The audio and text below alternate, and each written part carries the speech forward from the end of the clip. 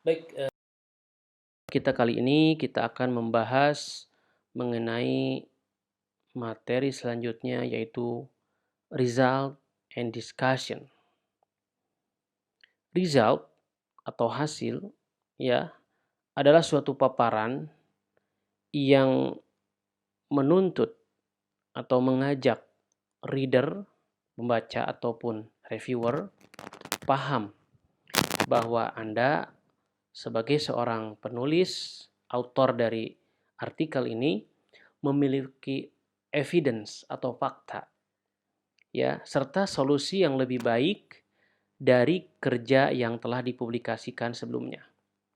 Di beberapa materi sebelumnya kita pernah membahas suatu penelitian tentang apakah ada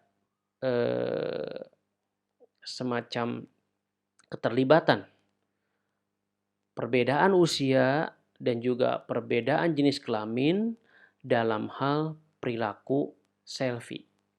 Ya, di artikel tersebut si penulis memaparkan sesuatu yang novel dibanding penelitian sejenis, yaitu adanya menguak fakta perbedaan-perbedaan antara usia dan jenis kelamin tersebut terhadap perilaku selfie.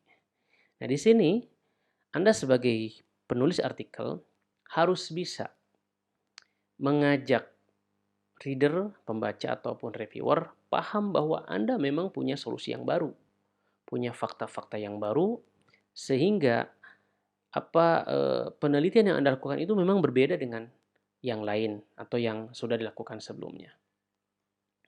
Kemudian juga di bagian result, jika misalnya pekerjaan Anda adalah pekerjaan yang analitik, penelitian yang analitik, maka kita harus bisa menunjukkan hasil yang diperoleh tersebut merupakan hasil dari analisis berbagai hal.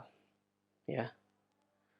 Kemudian jika penelitian yang dilakukan adalah eksperimen, maka di bagian result, artikel Anda harus memaparkan atau menunjukkan hasil-hasil pengukuran. Nah, contoh yang analitis misalnya, contoh ini, topiknya adalah misalnya, apakah ada pengaruh penggunaan media sosial terhadap efektivitas proses belajar mengajar dari rumah atau learning from home di masa wabah COVID-19 ini. Nah, di sini data-data kuantitatif yang Anda kumpulkan dari misalnya survei-survei, maka harus dipaparkan, dianalisis, dikaitkan dengan kondisi-kondisi yang ada sekarang. Jadi opini-opini dari hasil atau analisis dari hasil data-data yang diperoleh itu akan lebih berkembang sesuai dengan konteks angle dari pemaparan Anda. Jadi kalau misalnya Anda lebih memilih bagaimana pengaruh medsos terhadap proses belajar mengajar, maka Anda bisa angkat itu sebagai analisis ya, yang kontekstual. Ya, sedangkan jika penelitian adalah merupakan eksperimen, misalnya menguji suatu alat, ya taruhlah misalnya bagaimana misalnya device IoT dapat berkomunikasi dengan cloud server menggunakan berbagai topologi. Maka yang dipaparkan adalah hasil-hasil dari pengukuran. Ya, baik pengukuran secara elektronis misalnya, pengukuran secara komunikasi datanya dan sebagainya. Nah, kemudian result juga ya, hasil yang Anda peroleh harus bisa memunculkan suatu klaim dan kesimpulan bahwa Anda telah berhasil mengembangkan suatu solusi baru dari permasalahan yang Anda teliti. Ya. Hasil juga menunjukkan signifikansi pekerjaan Anda dibandingkan pekerjaan peneliti sebelumnya.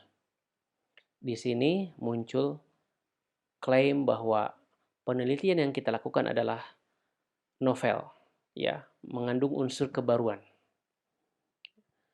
Hasil yang dipaparkan harus jelas dan ringkas, terutama kalau penelitian tersebut di bidang-bidang di bidang ilmu dasar ya, yang dibatasi hanya 5 halaman misalnya. Itu harus ringkas dan jelas dipaparkan. Apakah dalam bentuk formula, dalam bentuk tabel, dalam bentuk grafik dan sebagainya. Nah, ini tadi gambar atau tabel dapat digunakan untuk mengilustrasikan temuan yang telah Anda peroleh. Ya, ini satu ungkapan bahwa penelitian yang baik adalah penelitian yang berdasarkan berbagai referensi, ya, referensi yang tepat, tidak kurang dan juga tidak terlalu banyak. Kalau kurang, maka seolah-olah Anda itu hanya beropini. Jadi Anda hanya klaim-klaim yang tanpa dasar, tanpa referensi. Sedangkan jika Anda terlalu banyak mengutip dari referensi yang ada, akan sulit untuk menentukan apakah penelitian yang Anda lakukan itu original atau novel atau tidak, ya, seperti itu. Oke, bagaimana cara membuat ilustrasi? Ya, ilustrasi bisa dalam bentuk tabel, grafik, ataupun gambar, sehingga dapat membantu mengklarifikasi ide dan juga mendukung argumentasi yang Anda peroleh atau yang Anda kemukakan. Ya, ilustrasi harus bisa menjelaskan secara mandiri atau self-explanatory, artinya gambar yang dimunculkan, tabel yang dimunculkan itu dapat dibaca tanpa perlu mencari penjelasan yang lain.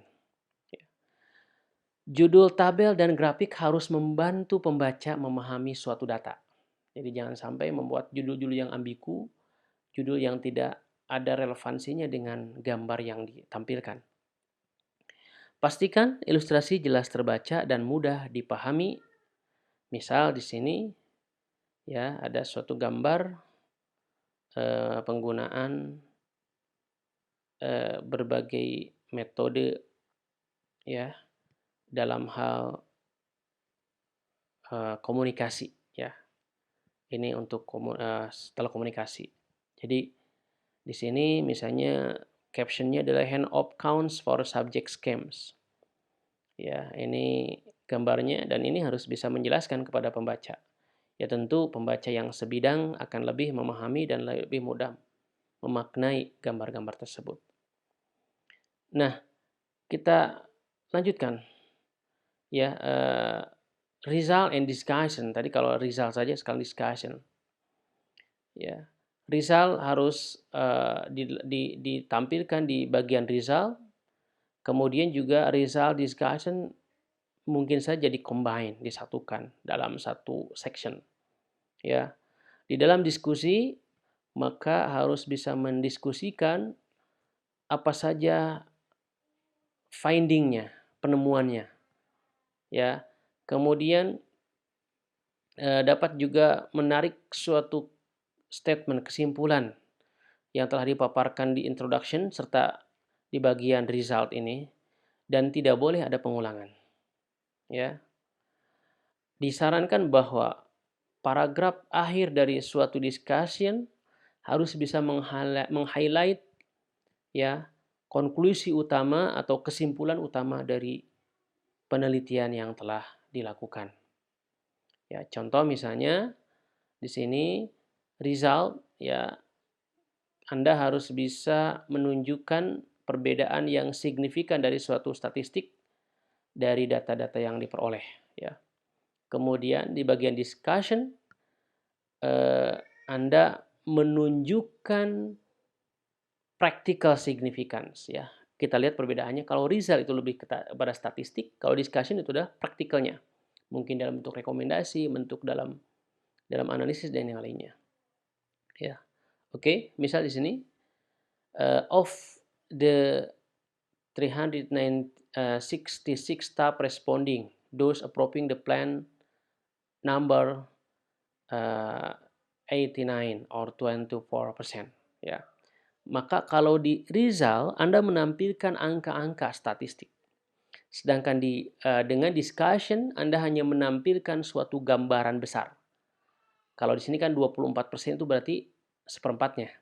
Maka di bagian discussion Anda bisa memaparkan dengan that only a quarter of the staff approve the plan seems pricing. Ya, kita lihat di bagian yang lain misalnya, ini ada angka 1/3 of the time, maka di sini pun diganti menjadi sesuatu yang sifatnya praktikal ya. Di bagian paragraf ketiga dimuncul juga angka-angka hari ya dan sebagainya. Maka kalau dengan discussion maka yang muncul adalah besaran-besaran yang sifatnya praktikal ya, seperti itu. Silakan Anda perhatikan lagi perbedaan antara penulisan di result dan juga di bagian discussion. Ingat, tidak boleh repetitif, tidak boleh menampilkan angka-angka dan statistika di bagian discussion. Itu saja, terima kasih. Assalamualaikum warahmatullahi wabarakatuh.